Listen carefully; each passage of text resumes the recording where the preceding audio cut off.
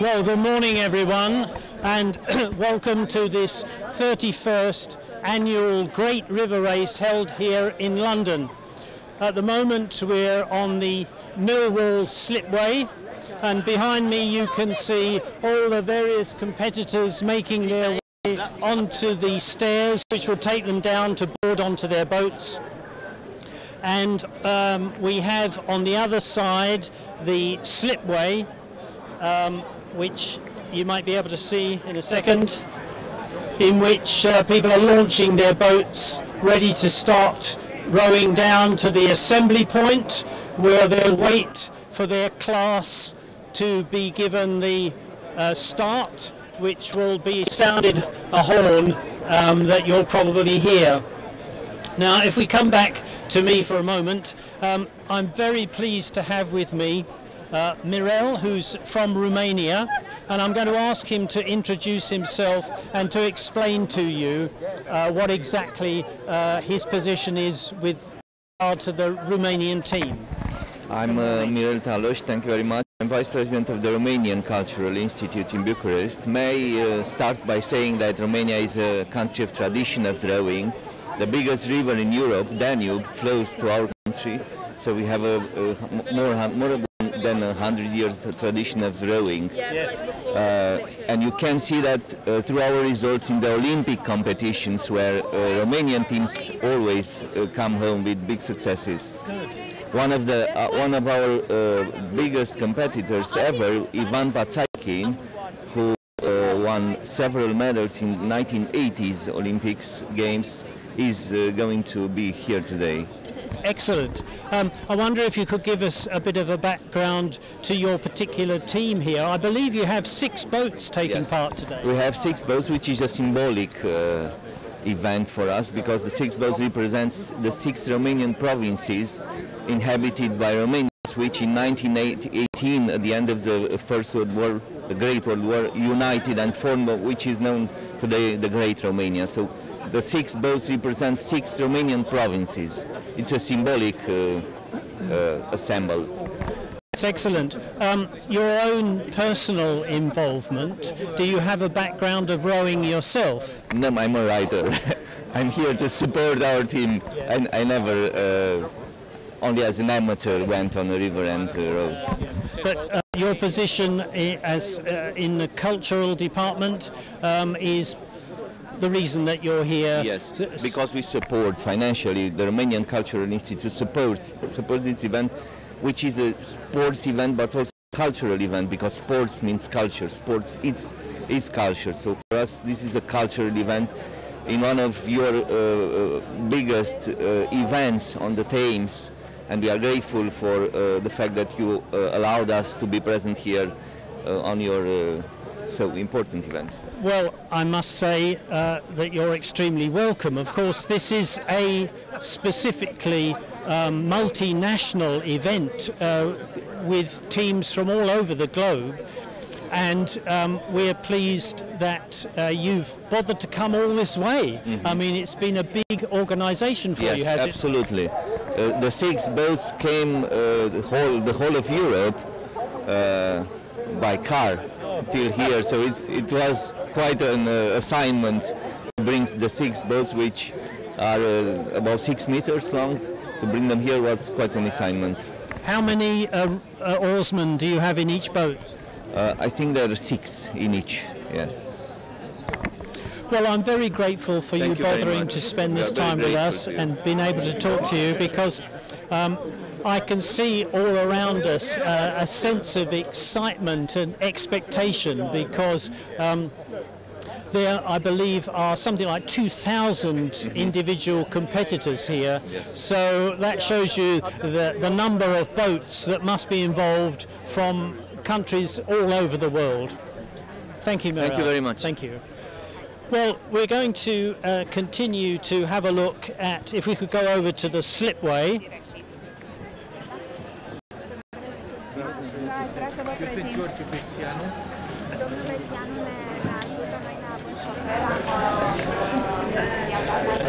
I think these are what we can see now, some of the gig boats.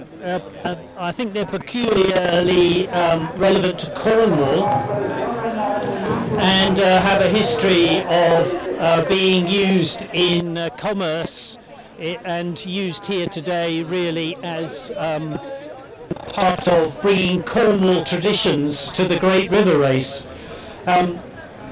I'm just going to swing the camera around so that we can have a look at what will be the start.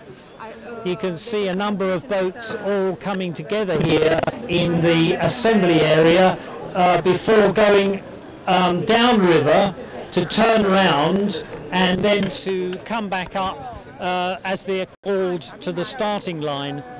As far as I know, the starting line is marked by the Thames barge that you can see in the background, and they're going to be sounding a horn, I believe, from the barge.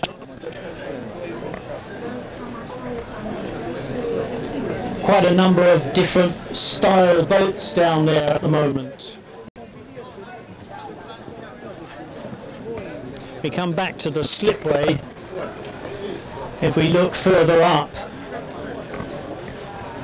we can see the long queue of those waiting to be launched. This particular event has taken an enormous amount of organisation. I've been speaking recently to the race director at Wolf, and it's been a most hectic build-up, I'm sure, for him. Perhaps later we may be lucky enough to get a few words with him, but I'm sure he's extremely busy at the moment. If we could come back to me, you can see behind me, well, it's in front of me now, but in front of the camera, the queue continues to make its way down to the stairs for the launch. We'll be decamping as best we can in a very short time and make our way onto the motor vessel Henley, which is going to take us amongst the flotilla down to end of the race at Ham, and so we'll have to stop the stream while we decamp onto the Henley and join the other members of the committee who are down there to monitor the race. And so we'll be coming back up around about 11:30. We're going to stay with it here for the time being, and I may be able to get some of the competitors to talk to me if I'm lucky. I'll leave you for a few minutes with the view of the launch.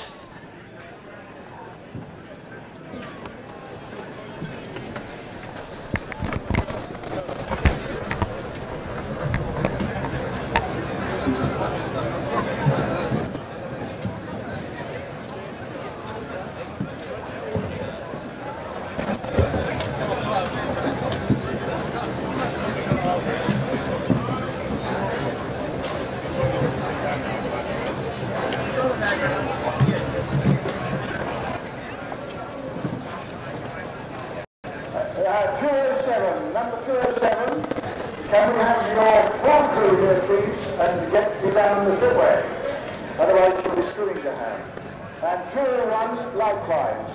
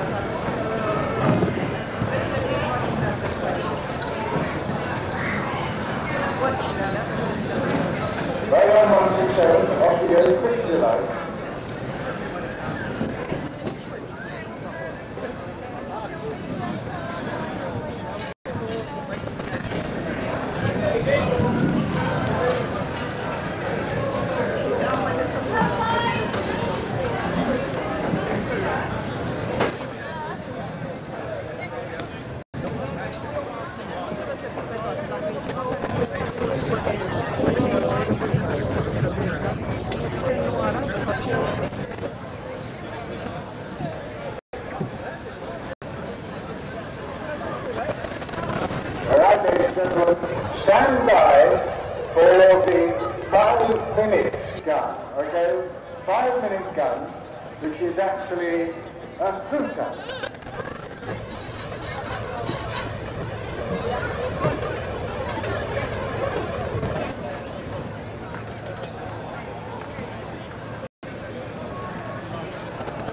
Five, four, three, two, one.